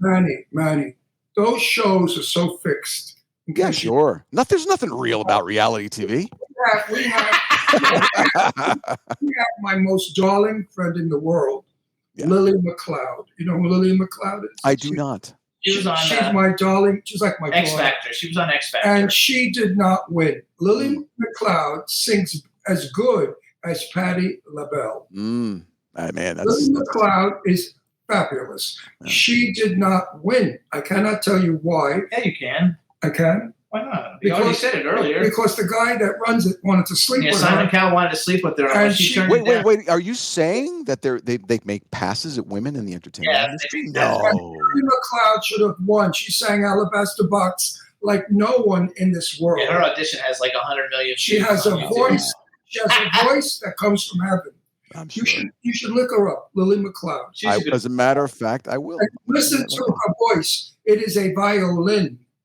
She's a good friend of ours. She's Lily McLeod. Yeah, I'll have her on the podcast right now. So smart, you might want to do something with her. So let's go back. So you have a podcast. I think that's Mojo for Musicians, right? That's correct. That's right. All right. So tell everybody how do they listen to your podcast? Yeah, it's on all major streaming platforms. It's Spotify, it's on iTunes, and it's in the top 1% of podcasts in the world, man. I've had Super Bowl champions, best-selling authors, Grammy and Emmy-winning artists. I've had everybody on there. It's been an amazing ride, and I've got a lot more coming on season 6.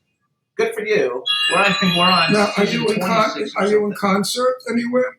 Yeah, we're going on tour. I'm the lead tenor for the Wizards of Winter Christmas Spectacular. So we're on tour from November through January. We ended off at Busch Gardens. So we're looking forward to that. We got about 20 plus shows already lined up. What is that? The Wizards of what? Wizards of Winter. Well, if you like the Trans-Siberian Orchestra, we've got guys from Def Leppard, Blue Oyster Cult, you name it, Moody Blues as performers in the band. It was created by a husband and wife duo, and Scotty and Sharon. Amazing group of individuals, and we just go on tour, put smiles on people's faces during the holiday season, man. It's a good time. So we're actually friends. Now I forgot his name. Who's the drummer for Def Leppard? Oh, Joe Elliott? No. What's his name? Kenny. Not Joe Elliott. What's his name? The guy. Kenny. No. Oh, my God. I can't believe it. I should know this by default. I had his action figure. Yeah. Anyway, he's a friend of ours, and he's been on the show a couple of times with his wife, who's a singer, and he's really cool. We actually know a lot of famous drum. I used to love drummers, so I used to be friends with the drum Bobby Blotzer from Rat. Yes, right, yeah, man. And we've had them all on the show. I started as a drummer for 10 years. That's how I got into music. My dad got me into the drums. God, my parents would never buy drums for me. Well, you want, but I've been in Johnny Mathis's company 3 times. Oh, Johnny. So there you go. Nobody's saying classic. Oh, here, they wrote it in the chat room. Rick Allen. Thank you, B. Yeah, I know. I said Allen. I couldn't remember the first name. I had the Rick part. I couldn't think of the Allen part. I love it. Okay, so you have a musician's podcast, which is super cool. And one thing that I didn't know about you, I didn't know that you're like a fashion photographer, editorial music photographer. So that's like your bread and butter every day. Yeah, well, you know what? That actually, I wouldn't say it came to a halt, especially after Hurricane Ida and the pandemic. You know, I shot for record labels, magazines for years, and I made it more of a focused area for the musician. So I've got about 200 album covers, EP release covers. I just truly enjoy it. It's all about the musician. You know, I'm like, quote unquote, the artist's artist. You know, so it's a cool brand for me. Yeah. So who are some of the people that you did album covers for? Oh man, you know, most cases there are a lot of unsigned artists. You know, I could have had Blink-182, Five Finger Death Punch. You know, you put in bids, and one didn't go through because I had the flu. The other one, unfortunately, I was traveling, so certain circumstances never came about. So I never had that one big, huge artist, but tons of incredible independent artists that were signed to the label that, you know, for some reason or another, either they made an album, went somewhere, or the other ones just, you know, became tax write-offs. So, but it was a pleasure nonetheless. I like it. Now, Manny, are you married still? I am, with a daughter. Yeah. All you ladies out there, sorry, ladies. So your daughter's like 15 about now. 16, going on 30. They were so cute. Oh, going on 30. They were so cute. Your daughter was so cute when the chairs turned on the thing. You know, I think that's a very cool thing that the show does. They did their focus on that. You know, she became thankfully she's not in the entertainment industry. She's so shy, introverted, very smart, but doesn't want any part of the entertainment industry. Are you a Puerto Rican father? Because when I was going out with Gloria Hernandez, I had an apartment, and Gloria came up to my apartment, and she was terrified that her mother would find out. We weren't doing anything. Because usually the aunt went out with Gloria. Yeah. I'm not lying. If we went someplace, the aunt would be sitting in a corner, all dressed in black. Yeah, man. You know, we Latinos, we have our customs, and we're pretty strict and hot-headed, but The old world. early on maybe. But I've simmered down. I meditate a lot. I'm all about peace and love, man. I'm a John Lennon freak, so that just filtered into my life. But yeah, listen, sometimes you have to be strict. No, Sometimes you have to lay the law. I raised 2 daughters alone, and my daughters are wonderful women now. Yeah, wow. No drugs, no whores, nothing. They're good people. So Good for you you, have to be a little strict. You got to be a little of the old world. Sure. Not like these some parents today, like, oh, it's okay if they sleep with 10 guys in a room. I don't care. So they did drugs, so they'll get over it. No, Yeah. I never was that way. I was Yeah, there's a lot of nonsense going on in the world. Too much woke shit going on. Too many. You can't blame the kids. I'm sorry, man. You got to blame the parents, man. It starts somewhere. Kids are not born with racism, with ignorance, with all types of these vices. So I'm pretty harsh about that. Racism is definitely homegrown. Yeah, There's that's not self-inflicted. I grew up in Brooklyn with all Italian mafia people, and a lot of them didn't like Puerto Ricans or blacks, and they would say bad things about them, and I never felt that way because I don't know why. My father was very liberal. We always had ethnic people in our house that were not only Italian. Yeah. And sometimes I used to fight with these people because they call me, you know what? Terrible things. You know what? Don't lover. say them. No, you're a no, you know what lover. And Yeah. That's my best friend. Yeah. We play basketball together. Yeah, it's just ignorance, man. It's insecure projection. Wrong. So I have a question for you. So you went. I don't know where I got this information. I might have gotten it off of your website, but that you were the opening act for Three Doors Down, Lifehouse. I don't know who Cole is. Stained and John Waite. I know all of them but Cole. But I have a question about John Waite. So John Waite has always been one of my favorite he's singers. Amazing. Always. Matter of fact, when I was a kid, when I was in high school or something, there was a TV series called Paper Dolls, a movie called Paper Dolls, and then the girl in Paper Dolls who we've had on the show, she's a famous actress. She's dating. It's Nicolette Sheridan is in it, and she's dating. John Waite in the series and stuff, and then he had his band and everything. So how is John Waite? Because John Waite's one of my all-time favorite. Oh man, he's singers of all time. First of all, he's like this tall compared to me. How tall are you? Tell everybody how tall you are. I'm 6'2". Okay. I'm 6'2". Yes, 6'2". We performed in Bergenfield, and it was such an amazing show. He got on stage, obviously after my set, and first song was "Every Time I Think of You, I Always Catch My Breath." Dude, I'm like, you had me. I just sat back. I'm like, yes. Man, such a timid guy, man. Wait, this story though. I like this. You still telling the story? No. I used to be 6'2". Used to be. Okay. Now I'm 6 foot. No, serious. I'm not lying. I believe you. Indulge me. Older, your skeleton goes like that. So enjoy your height because you'll be short soon.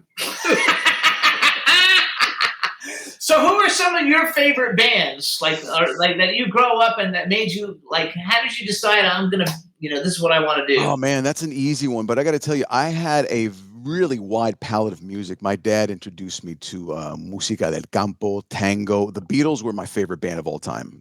Anybody after the Beatles, they don't exist for me. I'm sorry, but it is what it is.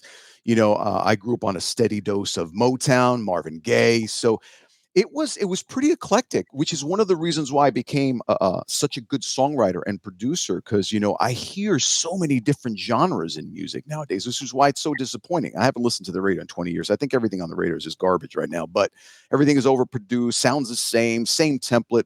Where back in the day, if you guys remember, you'd listen to Casey Kasem, the top 50. You could put. It was Paul McCartney, then Diana Ross came on, then The Who came on. It was just a plethora of music on the radio. It was so and we were exposed to everything from hip hop to country to you name it.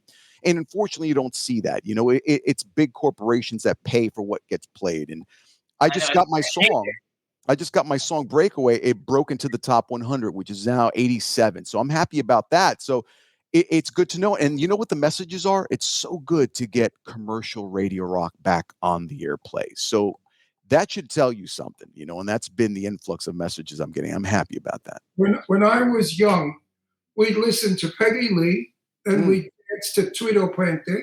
Yeah. You know who Twido Puente is? Of course. I speak a little Puerto Rican. Tito Puente. I'm saying it like an Irishman. I'm saying it like a Puerto Rican. Tito Puente. That's it. Tito Puente. He don't get it. Or we would listen to Frank Sinatra. There was no such thing as it. I agree with you. You're sounding like I am. Yeah. So but it's not an old school mentality. It's just a factual mentality because, guys, I want to hear something different. Everything sounds the same. If you're not on Spotify, the only way to find good tracks, you have to go deeply into the tracks. Hopefully the algorithm help you find these artists. It's not like it was before. Like it was thrown in your face. Like MTV, when it first came out, exposed us to so much cultural awareness. It kind of forced us to listen to Wham and Run DMC and Public Enemy and whatever was out there. And we were educated on that. We were a little bit more in tune with the different backgrounds. Nowadays, it's all these clicks. And it's just annoying. Yeah, so, it really is. Years ago, we called it sound. Everybody's had a different sound. Yeah. That was the expression. Oh, that group has a cool sound. Yeah. Because they didn't sound like the other one. Yeah. Nowadays, the rappers, I could vomit from them because they sound alike. I don't know, one from another. And they don't even sing. They talk. So how do you call yourself a singer? For that matter, I could rap. I'll tell you something here with Manny now, and we're talking on the show. And I think I'm really happy because he's a cool dude. And I hope one day we see him in New Jersey where he's trying to get out to go to New York. He's doing it back. Okay. So, I mean, what is that? That makes me, and you know what? They make millions of dollars. Yeah. Millions. I think it goes to show you how it's not that we're endorsing mediocrity. We're not exposed to the diversity. So it's kind of the youth nowadays don't know any better. They're just getting flooded and they're forcing this music down their throat. Of course, I'm going to like a song if I hear it 300 times in one day. I'm bound to at least be like, start humming the hook or something. So back in the day, songs were great, man. Songs were nicely produced. It was a production. I miss that. It's still nostalgic for me. We have satellite radio in the car, and basically I listen to the 70s, the 80s, the 90s, and yacht rock radio. Those are the ones that I like listening to. I like yacht rock. Yeah, we like yacht rock radio. So nice. I have to say, so the reason we played Used to Be Hers is because I went through like all your video things on that were on there, and like I thought the song was so awesome. It's a really, really. I don't even know how old it is, or I don't know if it's old or if it's new. I just released that a few months ago. That's all brand new. It's a very, very, very good song. The message is great. Everything about it is great. So tell us about Breakaway then. Tell us a little bit about it. Breakaway. Well, first of all, the song you just played, that picture, I have a billboard coming out on Friday of the Used to Be Hers front cover, so I'm excited to see that. But Breakaway. Wait, where's it coming out? Where, the billboard is I actually find out. I'll get the specs by the end of today, so okay. Take some. I'll let you guys know. It's going to be pretty epic. And Breakaway, both those songs were written 5 years ago. So as serendipity would have it, I'm like, you know what? I'm going to start releasing. This is a tall order, by the way. I released 7 songs, 1 song every 7 weeks. And for musicians out there, they know it's a difficult thing to do. But Breakaway is one of those songs that was out 10 years ago. My friend Scott and I wrote it in like 10 minutes. A couple of bandmates were late to practice. We started writing. And when something just feels so good and the words just start spewing out. And Breakaway came about. And it's funny, when I released the song, the picture on the front cover, all my album covers are my photography, by the way. So that picture came out and I sent him a picture. I'm like, guess what I'm releasing? He's like, no, Breakaway. So I'm really happy about it. It just won the John Rosen competition. I beat out like some thousands of artists. I didn't even know. Thank you. So that's why I'm getting the billboard. I've got an 8-week free national radio promotion, which is why now I get to see my song on the airwaves. It's getting a shot. I mean, I'm beating Post Malone, all these people. I'm like, okay, all right, I'm holding my own. So I'm really excited about that, man. Really excited about it. How come your music doesn't have a Latin beat? Well, you know what? It's got Latin influence. If you really listen to it, a Latin beat. I bet you'd be great at it. He is. He actually was on a reality show in Latin and Spanish. I was on the NBC version of those phony shows. The shows that he should have won on, those phony shows, I don't watch. But no, So Breakaway. So you're number 87 on which kind of charts are you on? Media. As a matter of fact, I had it. Oh, here, I'll tell you right now. Yeah, we're pretty stoked about it. I was really shocked when he gave me the news. It's on Mediabase, one of the main. Wow. Yeah, it's on Mediabase. So I tell you right now, this is factual. I'll show it right here. This is it. I posted it today. I mean, I'm beating Lizzo, Jelly Roll, Charlie CX, Glorilla, Post Malone. I mean, I'm beating a lot of people on it. Chris Brown. So it's doing pretty well. I'm really excited, man. I'm humbled. That's awesome. There was a group many, many years ago called Jelly Roll. Oh, now Jelly Roll's like a country guy, No, right? it was one of the first black groups that we were allowed to listen to, because when I was very young, you were not allowed to listen to black music. And I didn't give a shit because I fell in love with Mary Wells. Yeah. Do you know who Mary Wells is? Ron loves Mary Wells. Love, you're gonna break up, before we make up, and you lose me. Look Yes. too much. Mary Wells was my first. Wait, so who are some of your? Oh, well, let's go back and break away. So then the Ink Spots came. If I didn't care for you, that song. And then we started to say, you know what, this is bullshit. We want to listen to the music we want to listen to. Who the hell are you to tell As me it what should to do? be. Yeah, as it should be. So we found our own. He likes Johnny Mathis. Oh, and Patti LaBelle. Johnny Mathis and Patti LaBelle and Peggy Lee. I mean, those are my. Yeah, I'm working on trying to get Peggy Lee's granddaughter. My on the show. heroes. So, even Latin music back then was a no-no. Puerto Rican music? What are you, crazy? Cha-cha, mambo, what the hell is that shit? Tell them to leave it in Puerto Rico. And it was horrible. It was a horrible time growing up as far as music went, because they forced Frank Sinatra on you. Yeah. And I didn't give a shit about Frank Sinatra because I never really liked Frank Sinatra. Yeah. To tell you the truth. I never thought he could sing. I thought he was a good faker. He knew he had a sound. But anyway, there were some great artists out there coming. And then there was this crazy lady called Patti LaBelle, who was with the group. Patty's amazing. Patti and the LaBelles.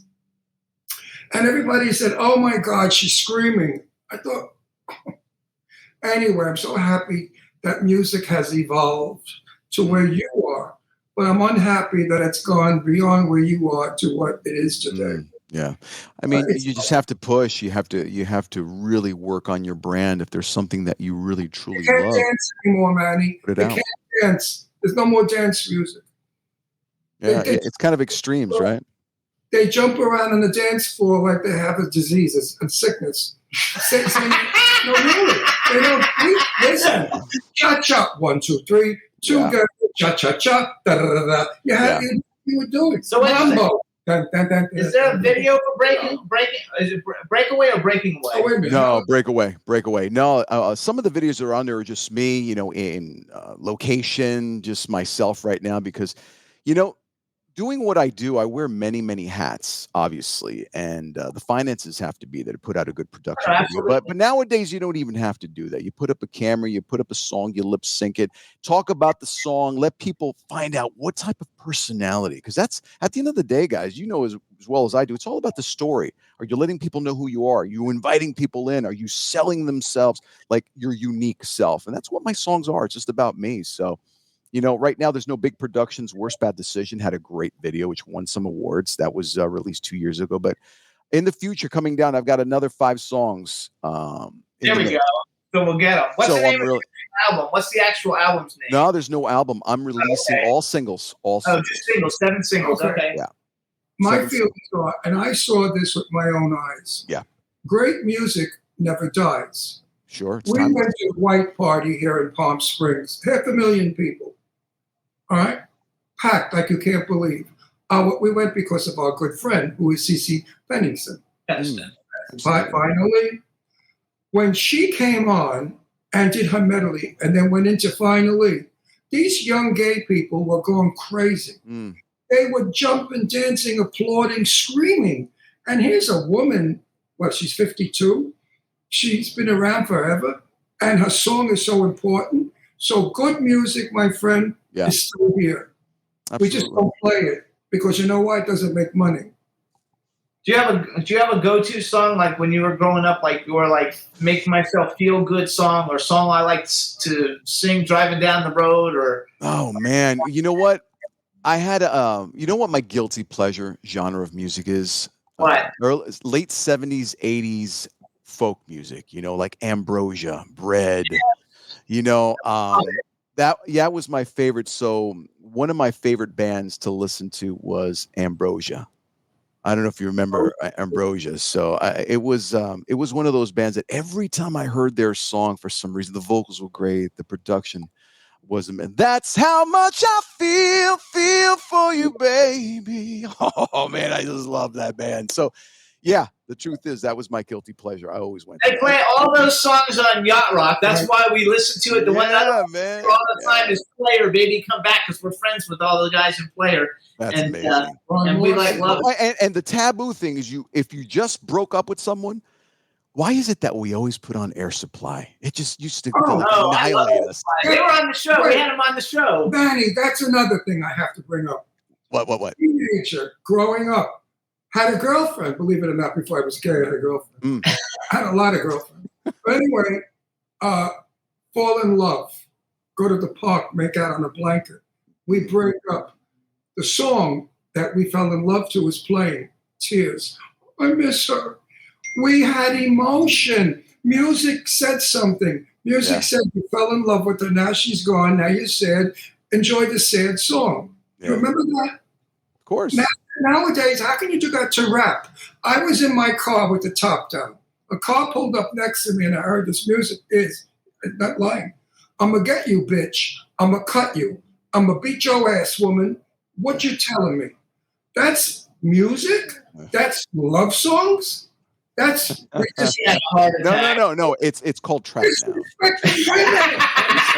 Say it again, Manny.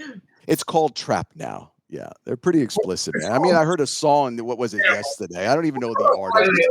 It's like my blank is pink, my blank is brown. I'm like, yo, this is like I don't know. Listen, I respect everybody's opinions. I appreciate everyone's particular style, but there's just certain things that, I draw the limit as like, this is not even music. I'm not even entertained by this. It's like somebody just sat down, let me put this down and just put a same beat that I always hear. Because for me, reggaeton is the same thing. I'm a Latin guy, hardcore. I'm a big salsa guy, but reggaeton,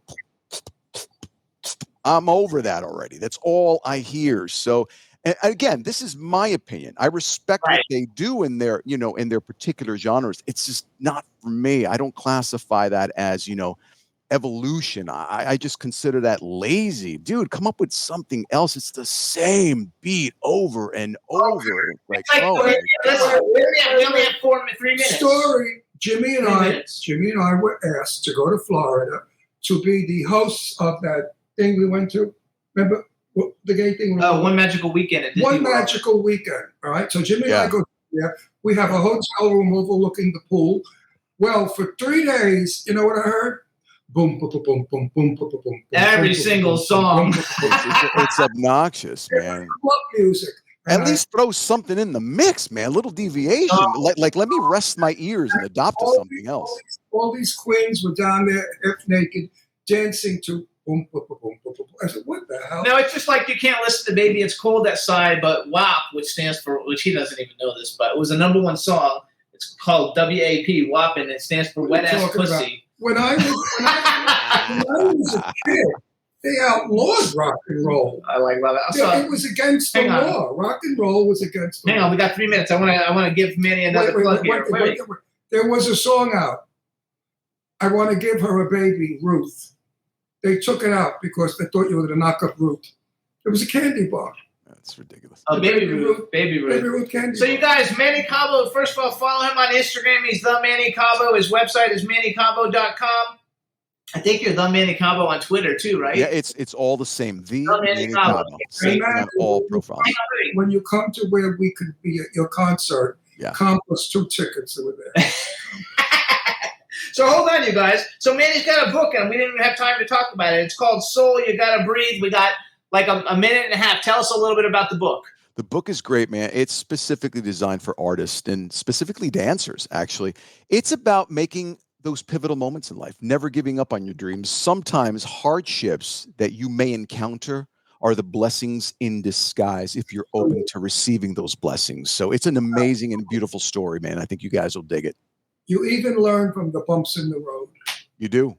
It's part of the process, man. I think failure is not anything but, it's feedback. It's letting you know, well, you know what? You're almost there, but it's not quite there. You got to try this or try that.